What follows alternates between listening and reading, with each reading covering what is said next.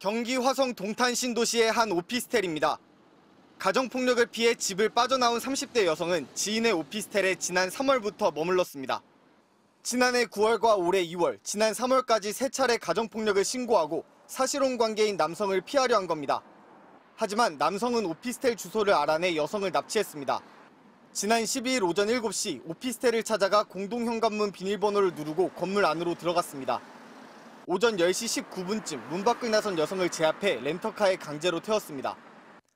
테이프로 입을 막고 손을 묶은 뒤 두건까지 씌우고 함께 살던 아파트까지 6km를 끌고 갔습니다.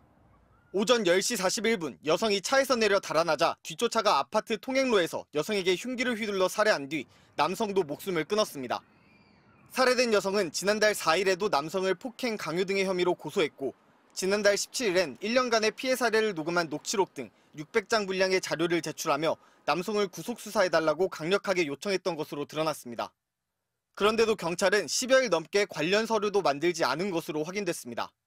3차례의 가정폭력 신고에 별도의 고소와 증거 제출이 이어졌지만 죽음을 막지 못한 겁니다.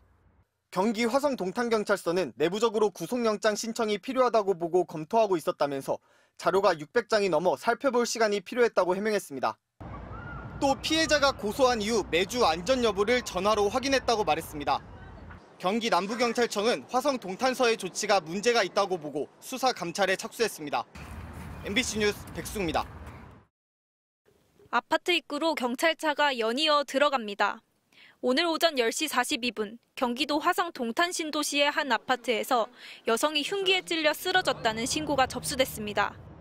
피가 흘려져 있었고 그 옆에는 소지품 같은 가방이랑 옷까지가 있었어요. 심정지 상태로 발견된 여성은 병원에 옮겨졌지만 숨졌고 경찰은 CCTV 영상을 분석해 여성과 함께 살던 30대 남성을 용의자로 특정했습니다. 50분쯤 지난 11시 35분 경찰은 이 아파트 8층에 살던 남성의 집에서 숨져 있는 남성을 발견했습니다. 현장에선 유서도 발견됐습니다. 경찰 조사 결과 이들 2명은 사실혼 관계로 이 아파트에서 여러 해 함께 거주해 왔는데 그간 2차례 가정폭력 신고가 경찰에 접수된 것으로 드러났습니다. 지난해 9월 첫 번째 신고 당시엔 여성이 처벌을 원치 않는다는 의사를 밝혀 수사가 진행되지는 않았습니다.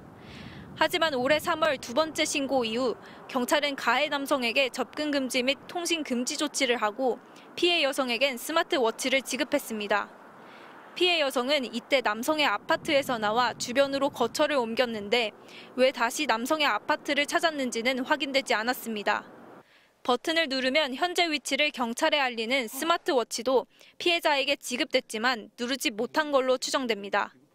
가해자가 접근하면 버튼을 누르지 않아도 자동으로 경찰에 알리는 신형 장비도 보급 중이지만 스토킹 범죄 등에만 지급될 뿐 가정폭력은 아직 지원 대상이 아닙니다.